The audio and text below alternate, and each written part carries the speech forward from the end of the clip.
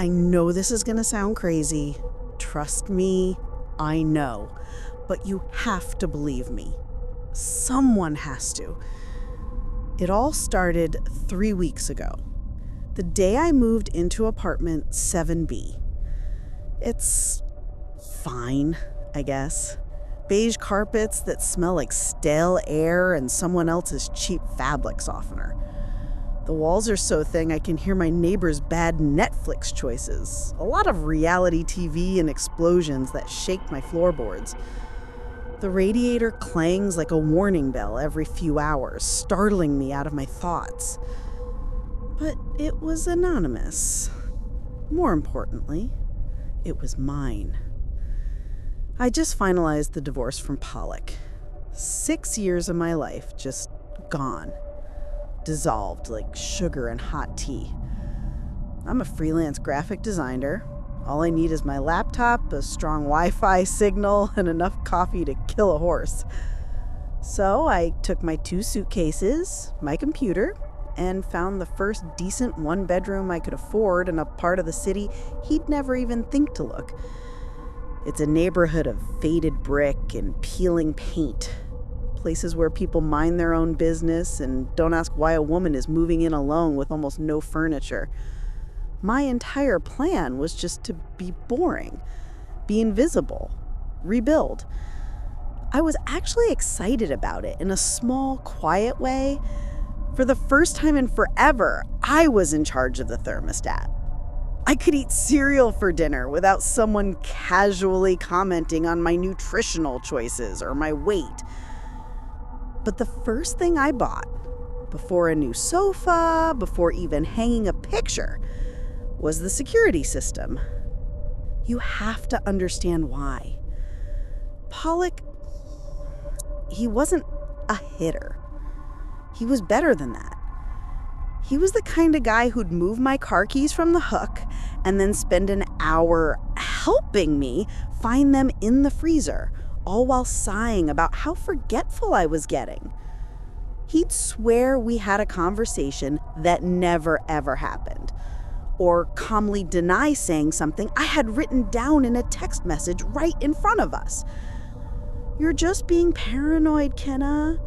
You're imagining things again. You're so emotional all the time. You can't even remember things right. For 6 years, he chipped away at my reality until I didn't trust my own brain. I was the crazy one, the unreliable one, the one who cried wolf when there was no wolf. I spent half a decade feeling like the floor was constantly tilting under my feet. So this new security system, it wasn't just to keep him out.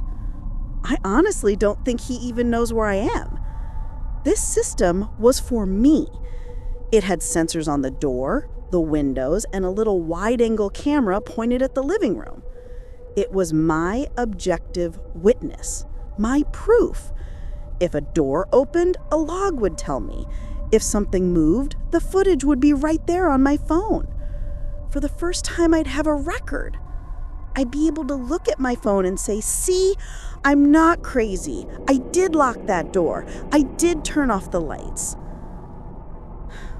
That was the plan, anyway. The system was supposed to give me peace of mind. It was supposed to be my proof that the walls were solid and my mind was safe. Then last night, I checked the footage. And now I'm not sure if this system is here to protect me or if it's here to show me just how wrong I was about ever being free. For the first week, it was perfect. I mean, as perfect as beige carpets and clanging radiators can be. I was working, taking walks, sleeping through the night for the first time in years without waking up in a cold sweat. I even bought a plant, a ridiculous leafy fern I named Frank because he looked like a grumpy old man with bad hair. I'd check the security app maybe once a day. I'd tap the live button, see my empty living room, see Frank, the fern, in the corner, and I'd get this little jolt of Relief. See? All quiet, all safe. I locked the door, and the log said, "Door locked." I was right about something. I was finally starting to breathe without feeling like there was a hand around my throat. I started to believe that maybe, just maybe, Pollock was just a bad memory. Then, last Tuesday, it happened. I was at a coffee shop 2 blocks away, buried in a design for a new client, a logo for a bakery, something soft and sweet. My phone buzzed on the table, vibrating against the wood like an angry hornet. A notification from the security app. Motion detected, living room.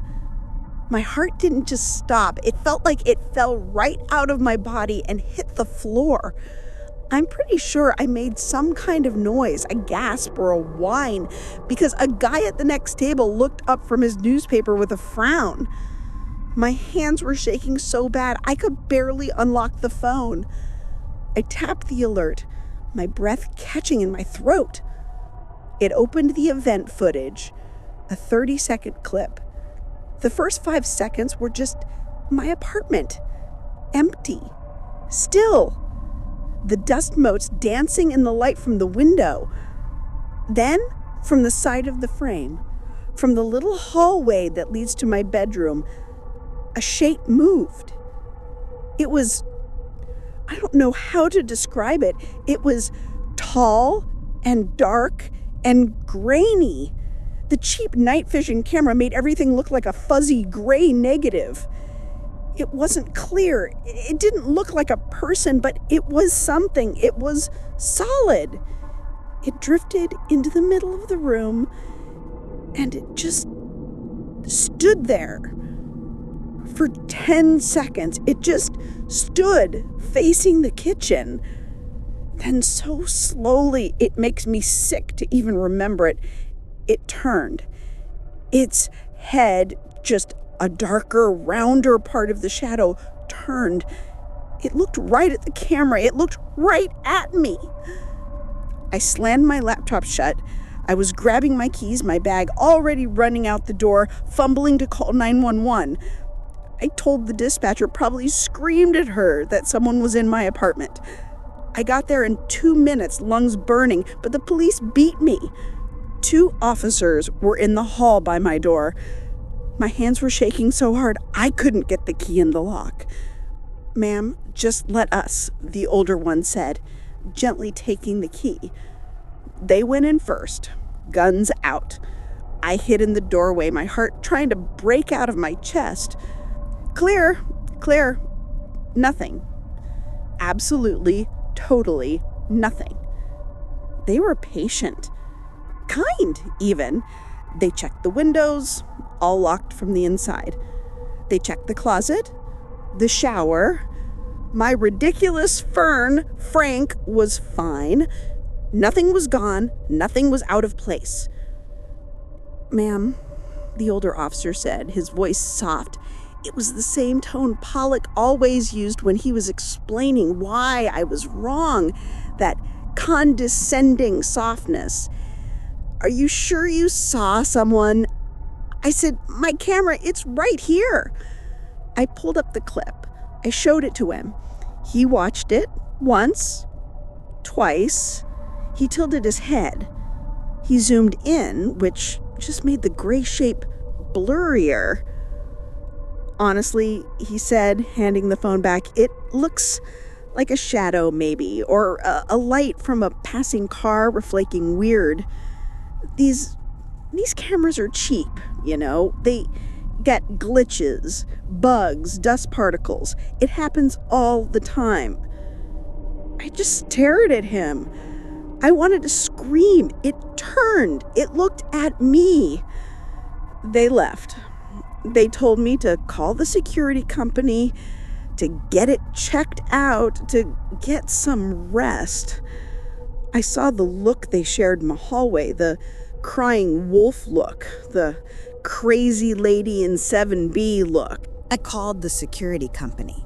They gave me the same speech. Glitches, dust, light anomalies. They reset the system from their end and told me to lower the sensitivity. I didn't sleep that night. I sat on my sofa with the lights on, watching the live feed on my phone, staring at the exact spot the shadow thing stood. Every creak of the floorboards made me jump. And 2 nights later, it happened again. Another alert. Motion detected. This time, I was in bed. I grabbed my phone, my whole body freezing cold. I opened the live feed. The living room was dark, empty. I watched, holding my breath, for a full minute. Nothing. Just a glitch, I told myself. A dust particle. A shadow. Then in the far corner, by the fern, the darkness just thickened. It wasn't there, and then it was. It didn't walk in. It just faded into view. It stood there, perfectly still, a tall, man-shaped hole in the grainy gray. I was watching it, and I knew with a kind of cold, sinking dread that was worse than panic that it was watching me. I knew it was Pollock. I knew he had hacked it, and I knew no one would ever believe me. My objective witness was on his side. I should have thrown the camera out the window. I should have moved. I should have done anything. But I didn't. What could I do? Call the police and show them the glitch they'd already dismissed? Tell them a shadow was watching me? So for the next 2 weeks, he trained me. I didn't know it was training, of course. I thought it was a glitchy system slowly driving me insane. It started happening every night, sometimes once, sometimes 3, 4 times. Motion detected. I'd bolt upright in bed, my heart hammering against my ribs.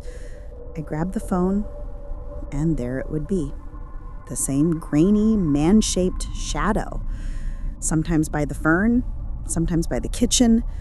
Sometimes, and this was the worst, it would just stand in the hallway, right outside my bedroom door, an indistinct patch of gray, waiting. After the first week, I stopped grabbing the phone. I'd just hear the beep of the alert, and I'd pull the pillow over my head, my stomach in knots, and just wait. I'd wait for the all clear notification that never came, because the thing would just stand there for an hour, unmoving, before fading away. I was exhausted. I was wrecked. I was starting to miss deadlines. I looked haunted. Dark circles, shaking hands. And I was angry. I was so angry at the stupid broken system, at Pollock for making me this jumpy, paranoid person, at myself for being so weak that a few bad dreams and a buggy camera could break me. Then last night, the rain. It wasn't just rain, it was a storm lashing against my windows so hard it sounded like pebbles being thrown by an angry giant. The wind was howling, rattling the frames. The perfect night to be invisible. At 2:17 a.m., the first alert. Beep. I checked. Shadow by the fern. I rolled my eyes and silenced the notification. At 3:40 a.m., the second alert. Beep. This time, it was in the kitchen. I let out an angry sigh. "Leave me alone," I whispered to the empty room, my voice raspy with sleep and frustration. At 3:15 a.m., the third alert. Beep. I grabbed the phone and I was going to scream. I was going to call the company in the morning and rip them to shreds. I was going to throw this whole useless thing in the trash. I opened the app. There it was. The same static-filled shape, standing right in the middle of the living room. And I just snapped. "No," I said, out loud. My voice sounded surprisingly steady in the dark room. "I'm not playing. I'm not crazy. You're just a glitch." I hit the disarm button on the app. I turned the motion alerts off completely. I powered my phone down. Done. No more. I was taking control back. I was going to sleep. I remember I felt triumphant. I'd faced the wolf, the thing that was tormenting me, and I'd called it a bluff. It was just a shadow. It was just a glitch. I rolled over, my back to the door, pulling the duvet up to my chin. I closed my eyes, listening to the rain lash against the glass, feeling the warmth of the bed. That's when I heard it. Over the sound of the storm, I heard a drip. I froze. The roof is leaking, I thought. The window's open. Then another drip. Closer. It wasn't a leak. It was wet. A sound. A soft squeak. Like a rubber-soled shoe soaking wet, shifting on the hardwood floor inside my bedroom. My heart. I can't even describe it. It wasn't panic. It was cold. Just a solid, cold block of ice in my chest. I couldn't move. I couldn't breathe. I was completely, totally paralyzed. I kept my eyes squeezed shut so tight that stars exploded behind my eyelids. I'm dreaming. It's the rain. It's the radiator. I'm just paranoid. I'm just imagining things again. Pulling's in my head. A full minute of silence passed. Just the rain pounding against the world outside. Then a voice. A calm, familiar, terribly soft voice right next to my bed. "Hello, Kinna." I didn't scream. I think I forgot how. My throat just closed up. I opened my eyes. He was there. Plank. He was standing right next to me at the side of my bed, dripping wet from the rain. His hair was plastered to his forehead. He was wearing a dark rain jacket, but water pooling around his feet on the floor. He was smiling, that sane, patient, disappointed smile he used when I forgot to buy milk or folded the laundry wrong. You're not a... I tried to say, my voice a breathless croak. "I'm not what?" he said. He reached out and so slowly tucked a piece of hair behind my ear. His hand was freezing cold, wet, real. "I'm not a glitch. I'm not the shadow." He leaned in, his voice a whisper that cut through the storm. "It took a while, didn't it? I had to be so patient. You just wouldn't stop watching." I finally understood. The glitch, the shadow, the training. He wasn't hacking the camera. He was letting it see him. He was conditioning me. He was waiting for the one night I'd finally get so frustrated I'd ignore the warning. The one night I'd ignore the wolf so the real one could finally come inside. My fortress, my objective witness. It was all a toy box. He'd never lost the key. He probably had a copy made the day I moved in. He knew where I was the whole time. My phone was off. The system was disarmed. The neighbors couldn't hear me over the storm, and even if they could, they'd just turn up their TV. He sat on the edge of the bed.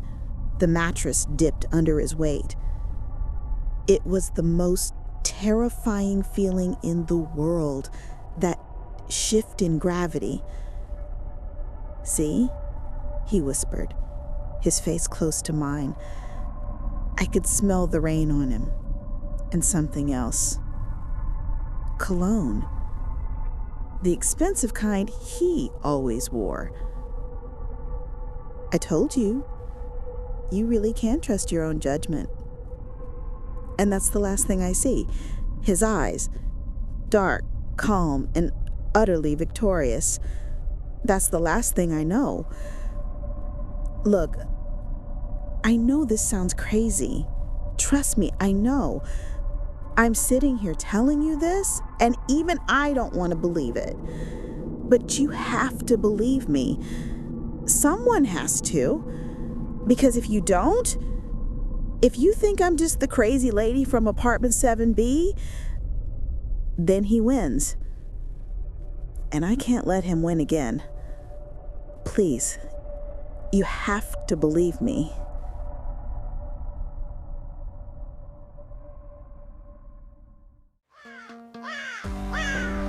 The horrors linger.